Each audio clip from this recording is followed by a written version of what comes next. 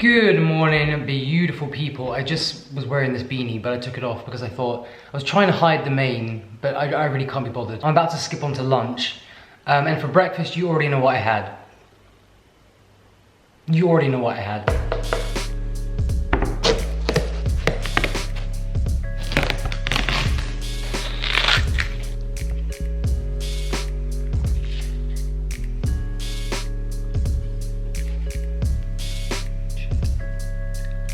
Well, I had a huge watermelon, which was really sweet. I only had half of it actually. And it also wasn't huge, it was like medium. I had a few of those beautiful golden kiwis, which are my favorite fruit by far right now. They hit the spot every single time. These golden kiwis are just something else, the sweetness.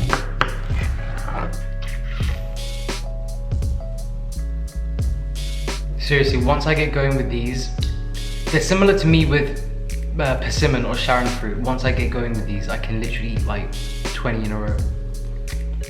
And had a couple of Altalfo mangoes, you know, the really good sweet ones.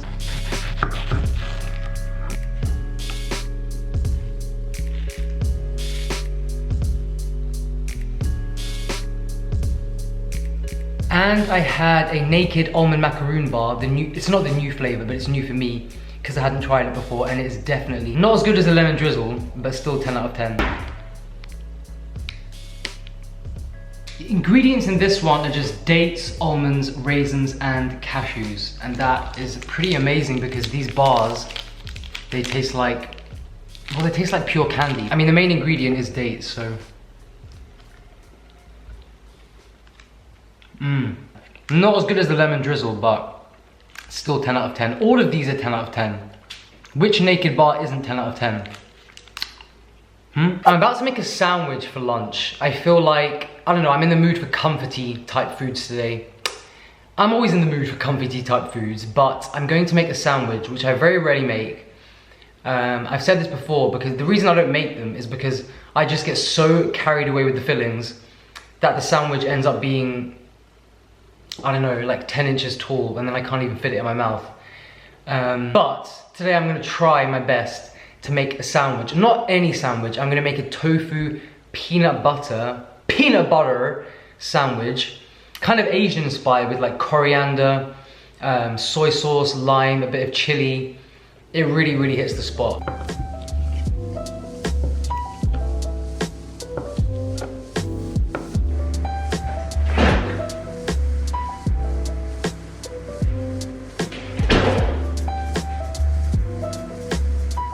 Going to make a little marinade for the tofu. Gonna use a little bit of garlic infused olive oil. Always garlic infused, always. A little dash of tamari, quite a lot of tamari to be honest.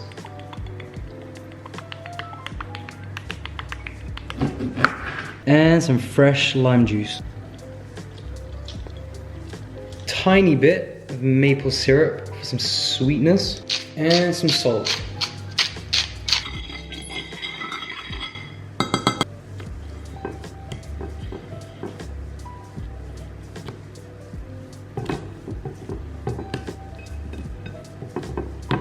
Ideally, you want to leave this to sit in this marinade for about 20 minutes to half an hour. Because you know, tofu's like a sponge, right? And we're just flavoring it. But I ain't got time for that, so this is gonna go straight in the oven. If you have a little bit of the marinade left, then maybe just pour it over because we want maximum flavor. All right, into the oven for 20 to 25 minutes. These are gonna be beautifully crispy. And whilst they're in there, let's get on with the rest of the sandwich. Sandwich! Is that even? Yes, it is. I am very fussy about my bread. I'm not really a bread person. That's such a lie. I'm the biggest bread person in the world now because, I don't know, I think I told you this, but when I broke my foot, I just started craving bread.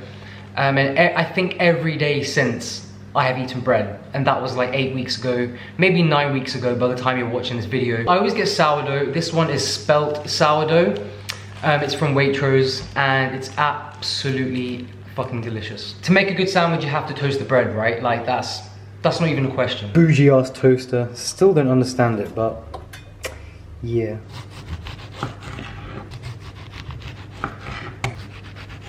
Of course, there needs to be some white raw onion Oh my god, this is a dodgy one. Please don't tell me it's dodge the whole way through. Guys, it's dodge. Gonna get another one. Be right back. Onion number 2, success.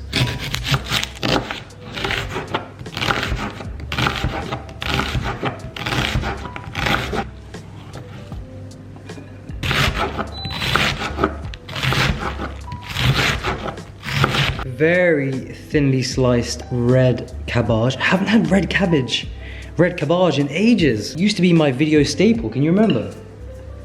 Don't know what happened to that, but we're back. We're back with the red cabbage. Lots and lots of fresh cilantro. The pungent smell of this just takes me to heaven. Do you see what I mean? How the hell is this all gonna fit in between 2 pieces of bread? Kind of what my sandwiches are like though. It's always just like a ton of veggies and salad in between 2 pieces of bread. And lots of peanut butter. Peanut butter. I feel like not that many people make savory peanut butter sandwiches. And I don't understand why, because you know peanut butter sandwiches, everyone thinks of like peanut butter and jelly, peanut butter and banana, peanut butter and I don't know, but trust me, peanut butter with tangy fresh herbs, tofu, crunchy veggies, sharp onion, you just cannot beat it. And yes, I am smothering both halves with this salted, crunchy peanut butter. Can you hear that sizzle? Hot out of the oven. These are perfectly crispy, soaked up all of that flavor. And you know what? I often just roast up tofu like this in any kind of marinade. Sometimes even just plain with a little bit of olive oil, salt and pepper and just snack on it. Because crispy tofu, especially dunked in ketchup. Alrighty, start with some of this beautiful tofu. Trying to save the bits that I want to snack on separately. Alright, now let's see how much we can actually fit in of the toppings that I chopped. Some big beef tomato. Of course, some purple cabbage. Guys, what was I thinking when I chopped up that much? Like literally only a quarter of it is gonna fit in the sandwich. But that's okay, because then I have extra salad with crispy tofu on the side. Genius. This avocado is so creamy. I tried to slice it into thin slices, but it's just kind of mushing away because it's so damn creamy. Which is always a good thing. A little bit of raw onion and some fresh coriander. Not bad if I say so myself, although the question always was, how am I even gonna get this in my mouth? Guys, are you ready?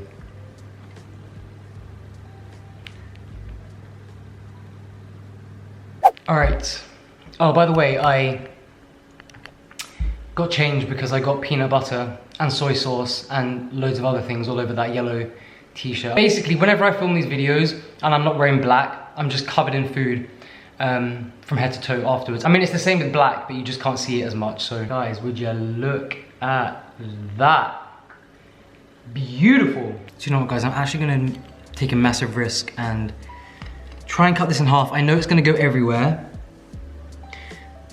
but I'm mentally prepared for that. Guys, would you look at that? All right, let's go for a taste.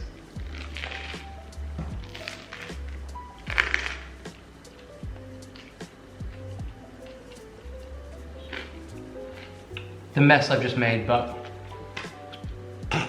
so worth it. Guys, no jokes, this is the best sandwich I've ever tasted. That peanut butter with the crispy tofu, and then the sharp onion, the tangy coriander, cilantro. 10 out of 10. 10 out of 10. These are all the leftovers, which I actually thought that I would fit in the sandwich. Like, what is wrong with me? How did I think? I mean, I'm gonna eat it all anyway, but come on, Miles. The hat went on because it just needed to, but guys, this sandwich. Just wanted to mention I'm taking my omega-3. This is the one I take from Vivo Life, and it's a lemon flavor. So yeah, this is the omega-3 that I take. I think there are 3 really important things to consider when you're looking for an omega-3 supplement. Number 1, is it vegan? Obviously, because remember, fish get the omega-3 from the algae. So we, as people with brains, well, hearts, are going to the direct source and getting it from the algae. Number 1, is it vegan? Number 2, is it sustainable? Number 3, is it healthy? And I guess number 4, does it taste good? Because some of them taste fishy and disgusting, but this one tastes of lemon. Limone. And I was taking this on and off, but since I broke my foot, just for extra omega-3 support, been taking this daily. So yeah, this is the one I use. It's definitely the best, and I'll link it down below. I'm going to show you the best creamy pasta dish of all time. It's pretty healthy. It's very filling. The sauce is quite thick and like dense because it's made mainly from macadamia nuts. But it's a 10-minute meal. It's absolutely delicious, and I promise anyone you serve this to they won't just love you, they'll like bow down to you, because it really is the best creamy pasta dish of all time. The secret ingredient to this sauce is these roasted red peppers, which you can get in a jar. If you can't find, or if you don't have red peppers in a jar like this, you can just buy some regular red peppers, chop them up and roast them in the oven. And then when they're cooled, we can blend them into the sauce. But if you can find these, which I'm pretty sure they sell them in most grocery stores, and you know that roasted red peppers, just like sun-dried tomatoes, they supply so much flavor to whatever you blend them with, add them to, you know what I mean. Using some fettuccine as my pasta of choice today.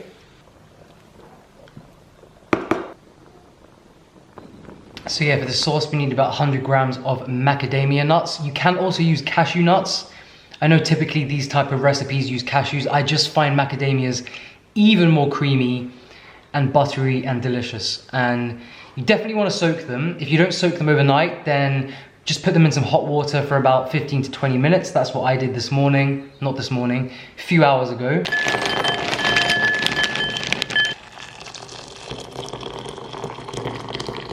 And then they blend into, you'll see. Whoa, the timing of that. All right, in go the soaked macadamias. Kind of look like chickpeas. 3 big fat cloves of garlic. Some of these red peppers. Some fresh lemon juice.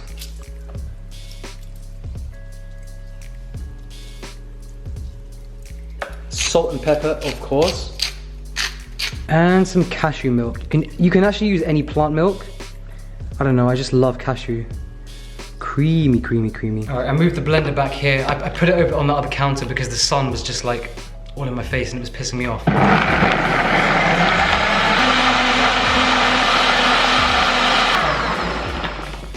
Give it a little taste.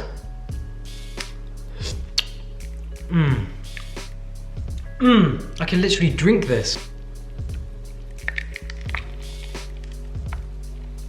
As we cook the sauce, it's gonna thicken even more. And goes the pasta.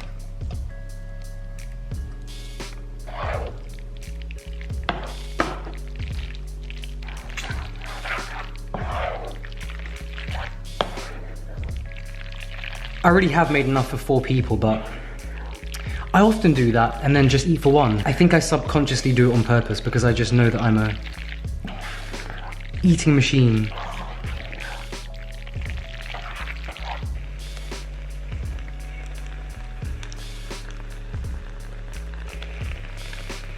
Gonna throw in some fresh basil, of course. That basil aroma is just something else. Of course, I'll leave the exact measurements, ingredients and stuff down below of how to make this sauce, but honestly, I know I say this about every single pasta sauce I make, but this is actually the best, creamiest, most delicious, most flavorful one I've ever made, and extremely simple as well. Cheers. It's about that time in the video when I crack open a jar of peanut butter, or any kind of nut butter, that I have not yet tried before. I mentioned a few videos ago that one of my awesome subscribers from Australia sent me some of the really popular ones from down there, or up there, or I don't even know where it is on the globe. I do know where it is on the globe. I don't know if I'd class it as up or down. But anyways, so this is the brand called Mavers, and again, I've heard it's very popular out in Aussie land, and The thing is, this is their deep roast. Well, they call it dark roasted. And you all know how I feel about deep roast. It's basically just burnt peanut butter. It's burnt peanut butter. I don't want burnt peanut butter. I want regular peanut butter. Why would you take something so perfect and burn it? So the only ingredients in this are roasted peanuts and salt.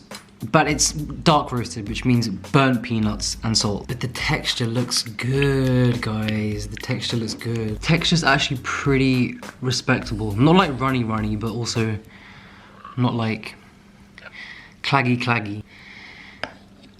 Cheers. That's actually really nice.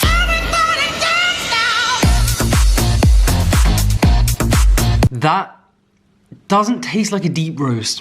It just tastes like a really well roasted peanut butter. It is a bit more earthy than a regular peanut butter, I think, because of the dark roast again. I fucking love it. Perfect amount of salt as well. They nailed it with the salt, which you know is a big thing for me. See, this is the kind of one that when you eat a lot of it in one go, it kind of glues your esophagus together. But does that stop me? Absolutely not.